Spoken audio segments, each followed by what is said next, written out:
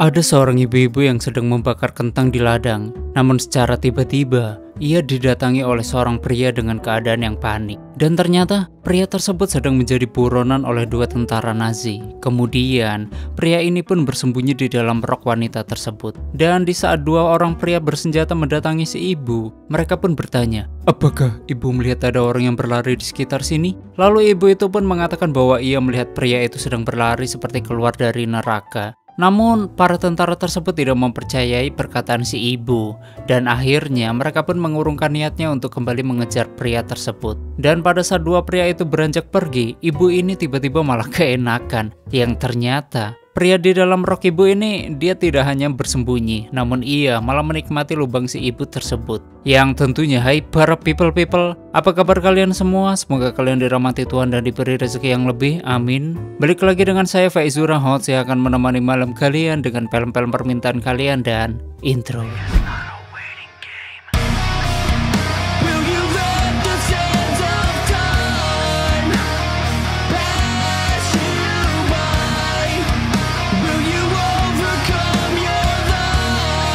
Selamat datang di channel Zura14 dan selamat menonton.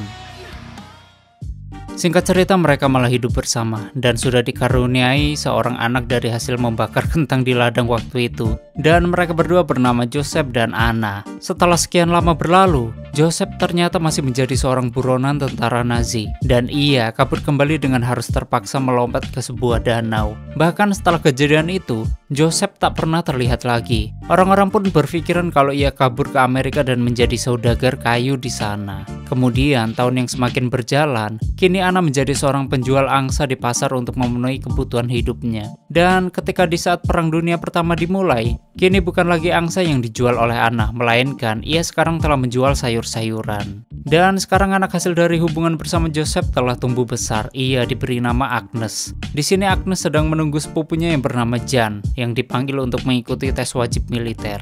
Namun ia tidak lulus karena masalah kesehatan. Jan dan Anna merasa bahagia akan hal itu, karena Jan tidak akan pernah pergi untuk berperang. Namun, dua sepupu ini ternyata telah saling jatuh cinta, atau memiliki hubungan gelap sebagai sepasang sepupu.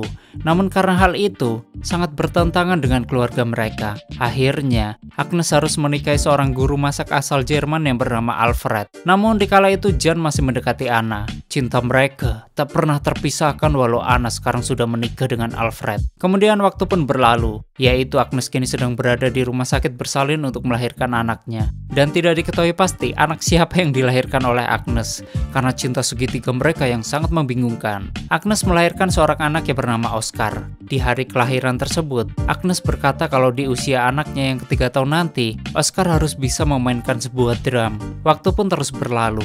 Oscar sekarang sudah berusia 3 tahun dan seperti harapan ibunya, ia tidak bisa lepas dari memainkan drum. Sedangkan hubungan antara Jan dan Agnes masih terus berlanjut. Hari itu di perayaan ulang tahun Oscar, dia melihat ibunya dan pamannya sedang bermesraan saat bermain piano. Meski mereka sangat menyayangi Oscar, namun malam itu mereka malah mengabaikannya yang membuat Oscar murung. Lalu membuat keputusan kalau sejak hari itu dia hanya ingin terus berusia 3 tahun selamanya dan berhenti tumbuh layaknya orang normal. Untuk mewujudkan impiannya tersebut, Oscar tak sengaja menjatuhkan dirinya yang membuat dia mengalami geger otak.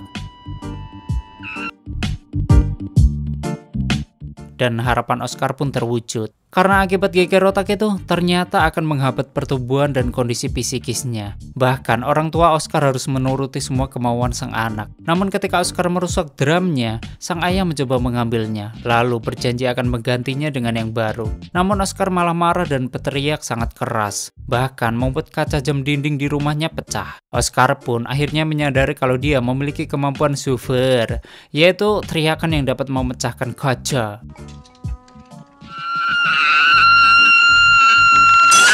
Usia Oscar sendiri terus bertambah meski tidak dengan fisiknya. Dia sekarang sudah memasuki usia sekolah atau 6 tahun. Di hari itu Oscar diantar oleh ibunya di hari pertama sekolahnya. Namun di hari pertama sekolahnya itu, Oscar sudah membuat onar dengan terus memainkan drumnya selama jam pelajaran. Gurunya Oscar, dia sudah minta Oscar untuk berhenti.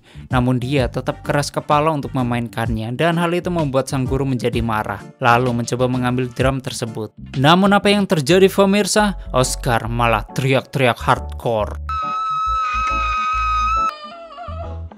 Kemudian Agnes membawa Oscar untuk diperiksa ke rumah sakit. Dokter di sana mencoba memeriksa tulang belakangnya, yaitu dengan alasan kemungkinan ada kaitannya dengan kecelakaan yang dialami oleh Oscar 3 tahun yang lalu. Namun karena dia tidak mau melepaskan drumnya, Oscar kembali berteriak. Di sini sang dokter malah takjub dengan kemampuan yang dimiliki oleh Oscar dan berniat melakukan sebuah penelitian untuk makalah medisnya. Makalah sang dokter itu pun akhirnya terbit di jurnalis medis, dan hal itu membuat keluarga dan kerabat Oscar merasa bangga karena ia menjadi pemberitaan.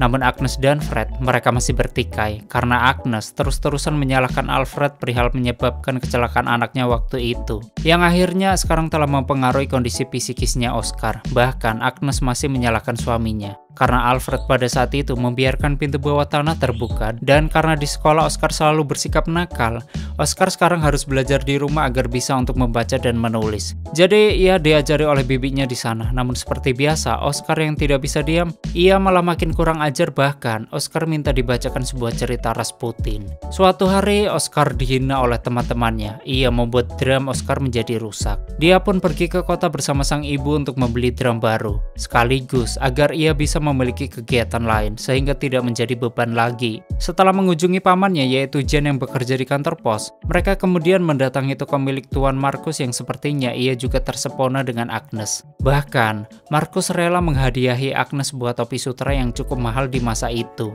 Meskipun Markus telah mengetahui kalau Anna sudah menikah. Setelah Oscar memilih drumnya, Agnes meminta kepada Markus untuk menitipkan Oscar selama 30 menit karena Anna ada urusan penting. Namun ternyata Agnes telah janjian dengan Jan, yang ternyata untuk gituan dengan Jan. Sedangkan Oscar, dia diam-diam mengikuti ibunya dan mengetahui kalau mereka berdua sedang gituan. Kemudian Oscar naik ke menara dan yang terjadi, Oscar mengeluarkan raungan kematian karena dia adalah bocil kematian.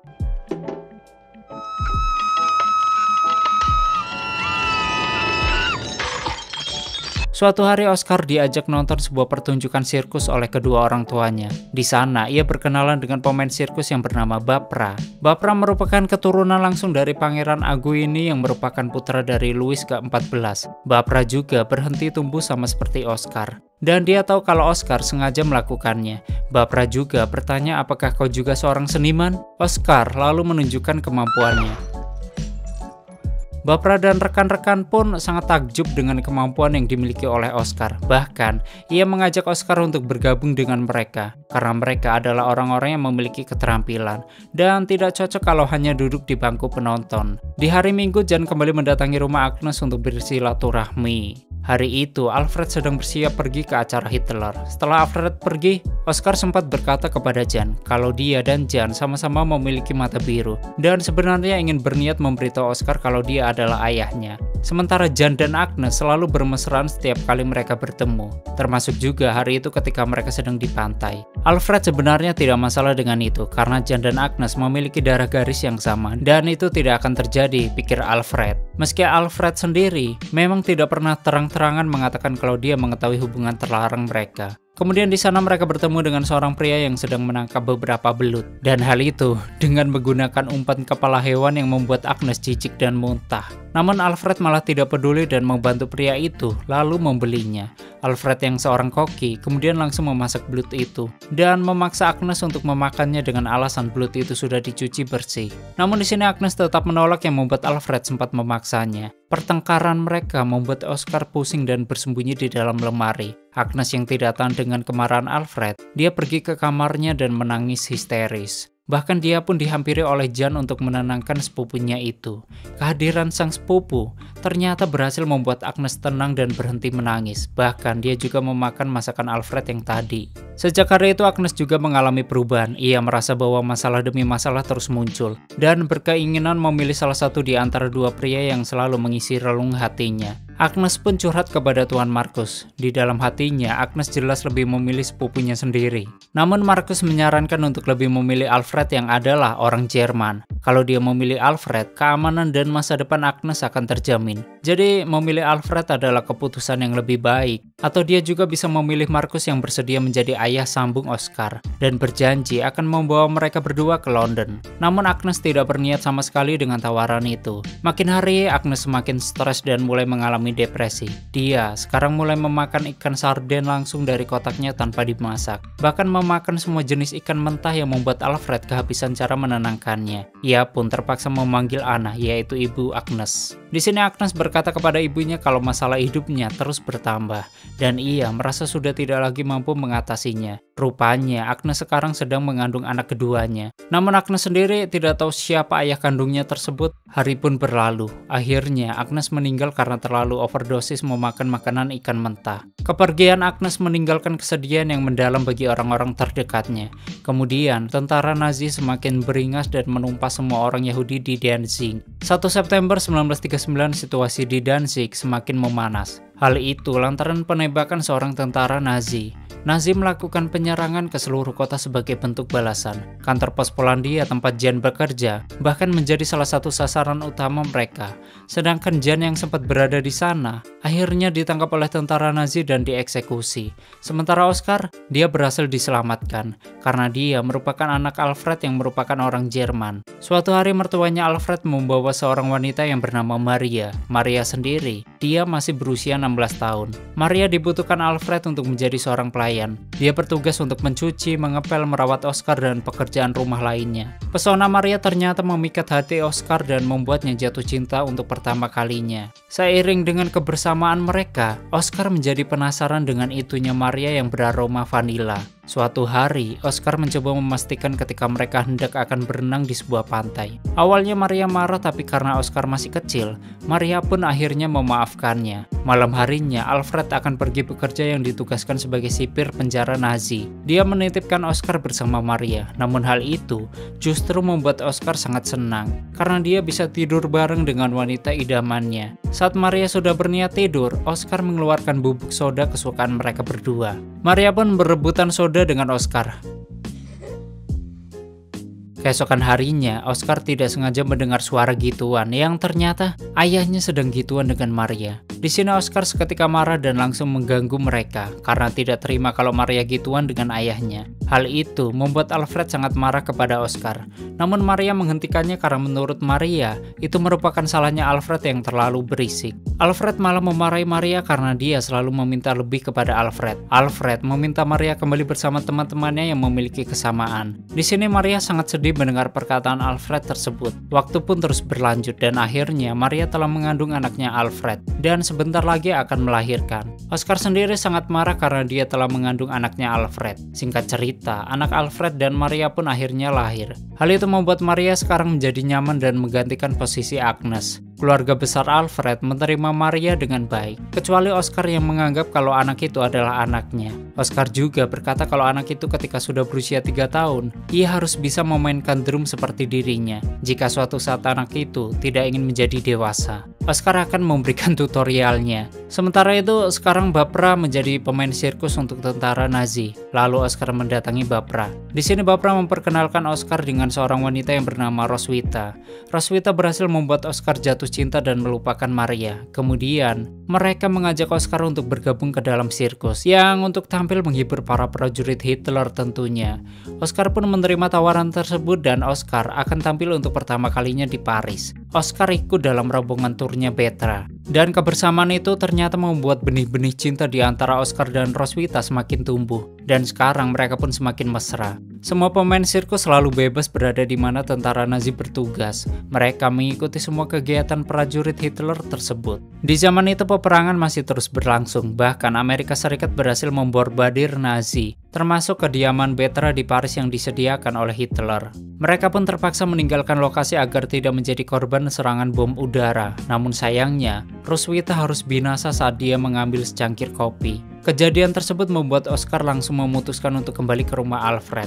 Dan tepat di hari itu, ulang tahun anak Maria yang ke-3 tahun, dia membawa sebuah drum seperti janjinya dulu. Kembalinya Oscar itu ternyata menjadi perhatian Nazi, karena kemampuan khususnya memecahkan sebuah kaca. Tetangga mereka yang rese ternyata melaporkan kembalinya Oscar kepada tentara Nazi. Ia langsung mendatangi toko Alfred, dan mereka meminta Alfred untuk bekerja sama dengan sebagai anggota partai. Namun, Alfred tidak mau membiarkan mereka untuk membawa Oscar, yang dimana akan dimasukkan ke sebuah klinik. Alfred bahkan bertikai dengan Maria karena berselisih paham karena masalah itu. Bahkan semenjak saat itu, pihak Nazi semakin tertekan karena serangan Amerika dan sekutu. Alfred juga sudah mulai kehilangan harapan karena kejayaan Nazi yang selama ini selalu ia suarakan. Saat itu, prajurit Amerika menyusuri setiap sudut-sudut kota untuk mencari orang-orang yang berdarah Nazi. Mereka pun berhasil menemukan Alfred dan keluarganya yang bersembunyi di ruangan bawah tanah. Salah satu kerabat Alfred yang bernama Roma, tanpa irama, dia menjadi korban. Kemudian entah apa alasannya, Oscar memberikan pin Nazi kepada Alfred. Di saat tentara sekutu masih di sana, Alfred berusaha menelan pin itu untuk menyembunyikan identitasnya. Alfred pun meninggoy karena dianggap akan melawan tentara Amerika. Setelahnya, Maria terus berduka atas kematian Alfred. Siang itu, ia didatangi oleh seorang pria yang bernama Fasmol yang berasal dari Hamburg. Tujuan Fasmol ke sana untuk mengambil alih tokonya Alfred. Bahkan ia juga menawarkan kepada Maria untuk menjadi SPG tokonya nanti kalau Maria berkenan. Sehingga mereka tidak perlu pindah. Fasmol juga membantu pemakaman Alfred yang ternyata tubuhnya masih berada di ruang bawah tanah. Saat itu Oscar juga mengubur drumnya dan berjanji kalau dia akan kembali tumbuh di usia yang sudah 21 tahun. Namun tiba-tiba lemparan batu dari anak Maria itu ternyata kembali mempengaruhi otak Oscar. Bahkan, dia kembali tumbuh selayaknya manusia normal. Kemudian setelahnya, Maria akhirnya memutuskan membawa Oscar dan anaknya pindah ke daerah barat. Meski Maria mendapatkan tawaran untuk menikah dengan Fasmol. Namun ia menolaknya karena Maria ingin kehidupan yang lebih baik di negara lain lalu tamat. Oke, seperti itulah story filmnya. Bagaimanakah menurut kalian dengan film ini? Silahkan berdebat di komentar. Bagi kalian yang ingin filmnya di storyin, silahkan tulis di komentar. Dan yang ingin full movie-nya, link aku taruh di komentar yang aku kasih pin. Terima kasih udah nyimak video ini sampai habis. Terus support channel ini dengan menekan like, subscribe, dan share ke alam semesta. Aneh pamit, and stay on my channel. Jangan kemana-mana. Sampai ketemu lagi di video selanjutnya. Bye-bye.